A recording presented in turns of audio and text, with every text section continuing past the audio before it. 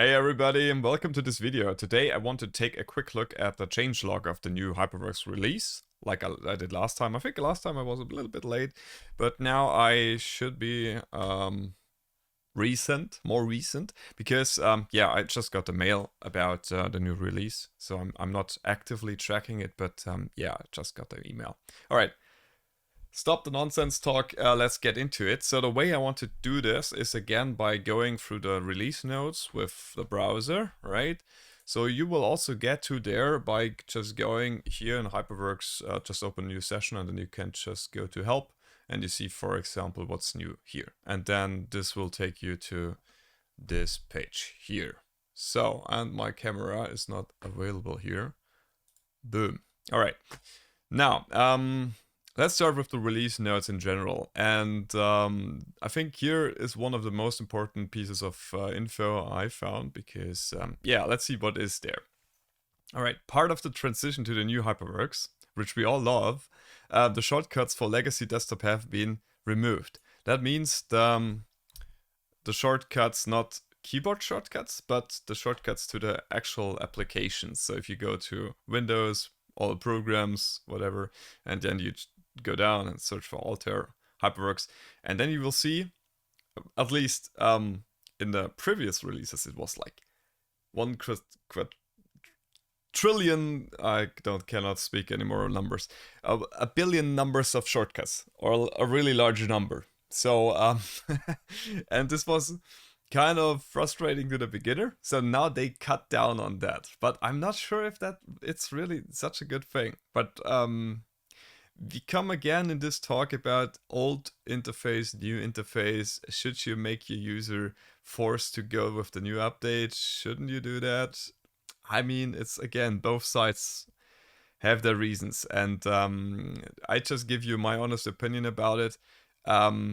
It's good. It's okay to do it that way, like Altair is doing it, so I don't have anything against it, but you have to know the tricks. So I was doing sorry. The first thing I did was I just activated all the files here, because yeah, you can just see that here. So for example, if you go here to Altair 2022.1 and you see all those shortcuts, this would not be the case for Altair 2022.2.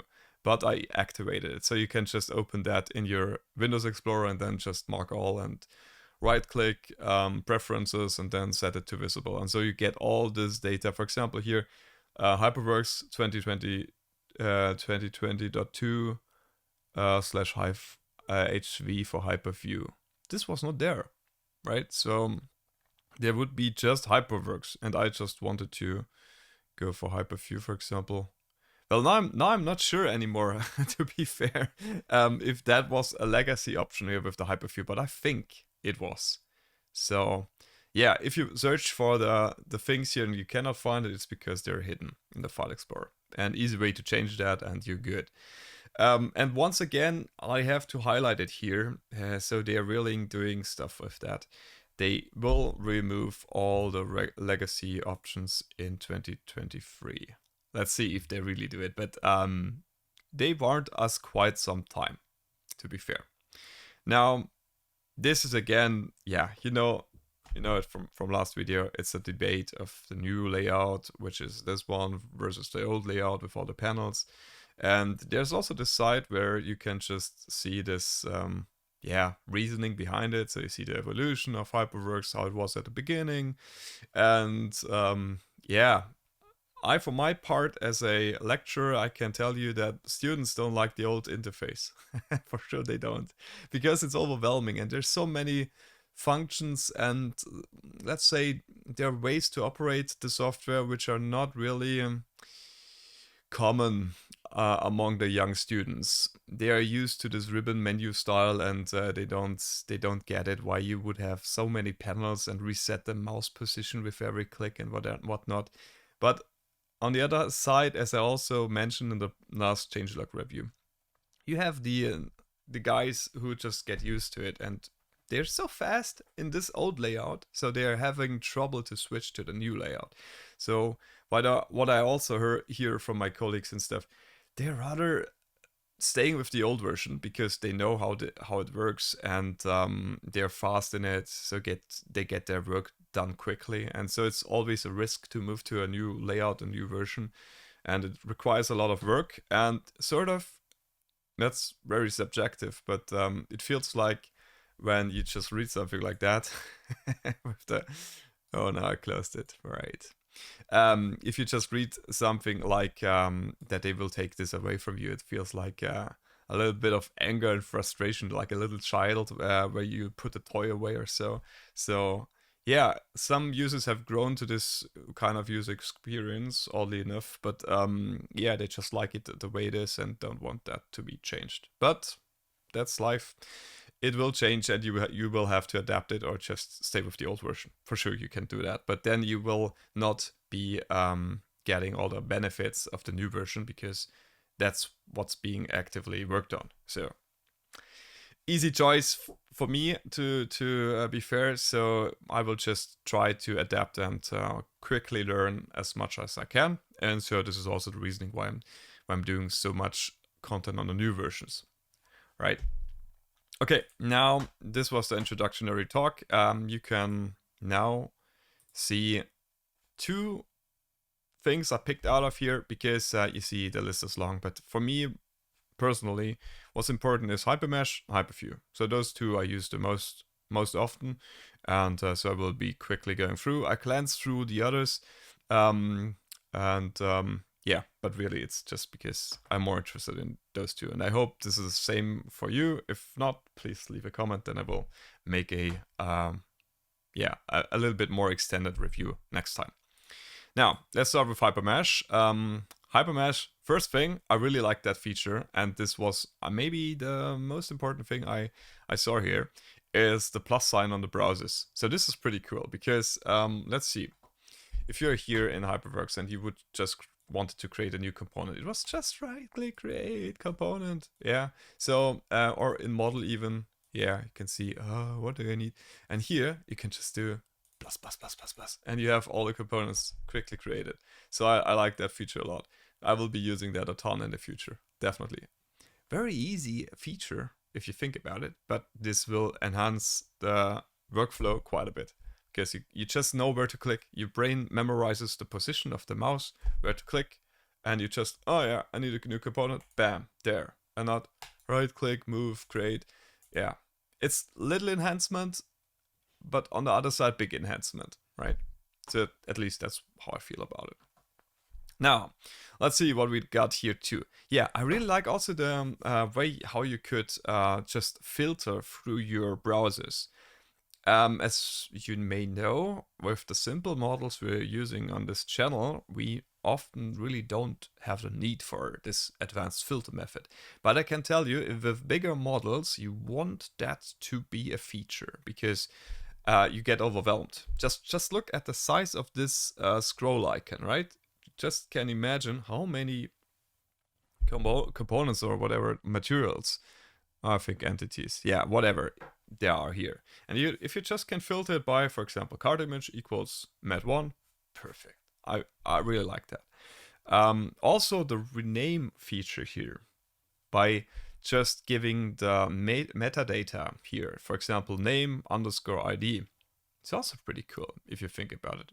Just imagine you just would have whatever, a model which comes from the customer and is with their own numbers and what stuff which you really cannot make any sense to it. So you can just rename it by one operation. That's pretty cool. And also you can enhance the information on those data by just adding metadata, which is more or less, yeah, it's unique. You can just give it a parameter, set it as a Boolean value, and you can just apply it as true or false, right?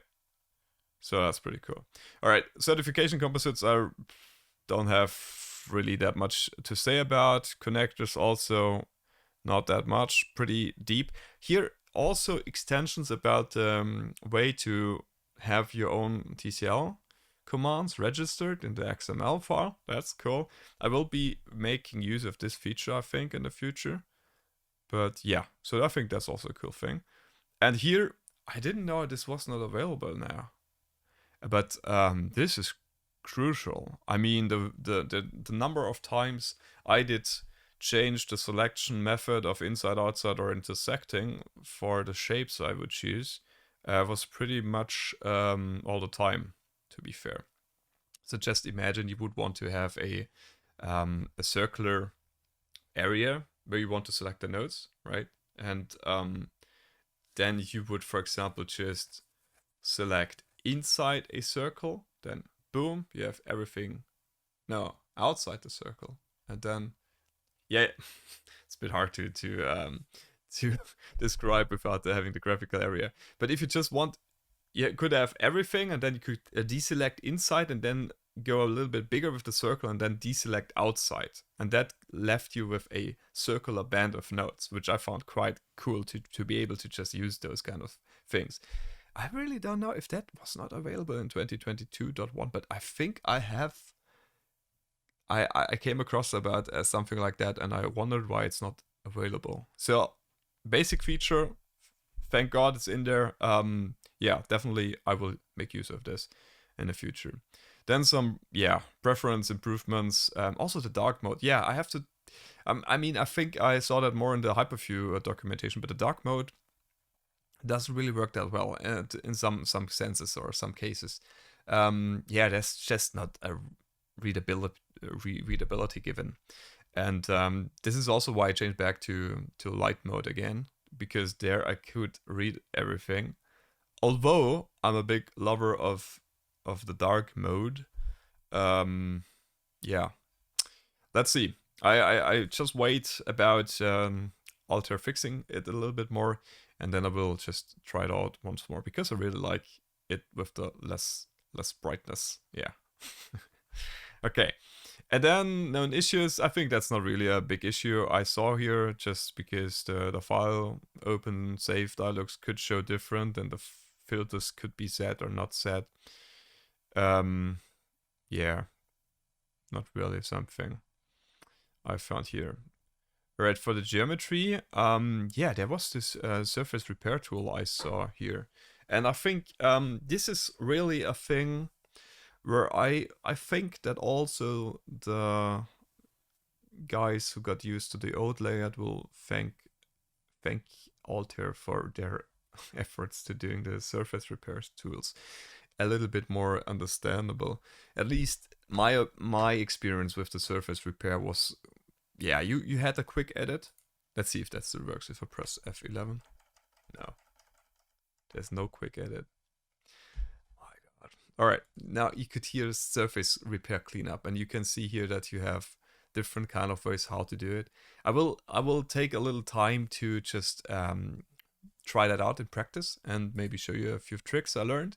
But I think it's rather nice to have this here grouped into icons. You really could also make something out of it, because you can see, all right, what is this, or duplicates. Yeah, you could just see it. And then with the quick edit, it was sometimes a little bit,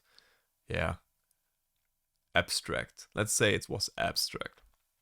You would have to have known before you have to use it. And here it's a little bit more intuitive. So I'm a big fan of that. All right, meshing. Oh, this is one of the most important things, I think. I really like that it's now available, that you could just give a sketch and have this as a cross-section for a 1D element. This is quite nice, because it also incorporates it very nicely with the new design. Because you could also create a custom section with the beam section collector in the previous versions. But to have it now with the sketching capabilities of Hyperworks incorporated, that makes total sense. And I think that's a great enhancement, and I will use that, definitely. All right, what else? You have new browser context menus, so I have to admit that I'd rather quickly glanced over them. So it's good that you have them. Added in Sketcher, auto-connect, and absorb sketch. Whatever absorb sketch means. Generates a sketch from legacy shell and solid section and assigns it to the beam sections. Alright, so you could go also to a legacy version of it, maybe to then better export it and import it with an old version. I don't know, maybe. But a good thing. Okay. Now, model build. Now, I think I didn't find anything really crucial here. Solver conversion improved. Yeah, but I think that was about it. What I did see. Yeah, let's quickly glance over to the OptiStruct interface because that's also something I would want to make use of in the future upcoming videos. Support for single beam section creation. So you could do it right here. Yeah. But I think that's the same issue we talked about. Yeah, I think that was it. Now, let's go to the other brother, Hyperview. Let's see what's offered here. So, first of all, you have this quick hotspot tool, which also can be chosen to have dynamic or static behavior. That means that if you change the load step or so, that it would not jump to the next maximum location. That's static, and dynamic would change then. Makes total sense. I think that's a pretty cool feature to make use of. So because yeah, at least what I'm concerned, if you have a model and you just want to have something for your report, it's always the case that you would want to have some annotations on it. And if that's easier and more intuitive done, that's perfect. So, and I think from what I see here, that seems to be the case. So you have hotspot criteria. So this could be max or min or whatever, and dynamic or static. And then you can just also define how it should look like from the font, from the font size and stuff. Yeah.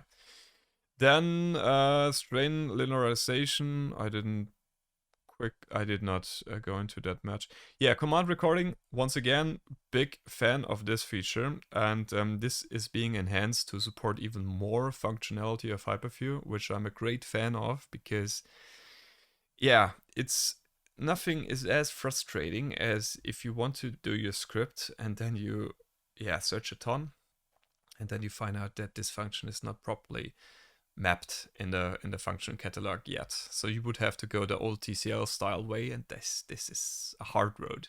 So it's doable for most things, but it's not it's not that much pleasant. So if command recording here with the Hyperworks command language is supported for even more features, all features would be great, right? But yeah, for the most common features, it's good. So I like that. I see Altair working on supporting even more features with this command language. Yeah, definitely. All right, then a few enhancements. Yeah, you have now the option to go to legacy. Legacy being legacy mouse controls, pressing control and left click to turn the model, for example, and right click, but you have also to press control. To give you my honest opinion, I got used to the old way of navigating through the view, and the new view is okay, but it's not my favorite. So I don't know. Maybe I will make use of it. So yeah, I think it's a good option to have it here. Definitely. Then options to specify x-axis as are introduced. It's also good. System creation tool, also additional axis plane options. Okay, nice. Up and down arrows work now with the model subcases tabs here. Didn't know they didn't, but yeah, good thing. And yeah, known issues. So legacy mouse controls are not available on Linux. Something to keep in mind if you're using Linux. And here dark themed support. That's what I was referring to in the Hypermesh coverage. So certain entity colors do not invert properly when capturing an image or publishing from an application in dark theme. Handling of colors when loading a session saved in light theme into a session in dark theme and vice versa. So there is some danger to dark mode. I happen to experience it not with the capturing of graphics, but more or less with just how it's displayed. So I'm not really sure what it was, if it was the degrees of freedom on the SPC or so, but it was just not readable at all. And yeah, so I dropped it. Yeah, and then another few issues, none of which struck me to be detrimental or so.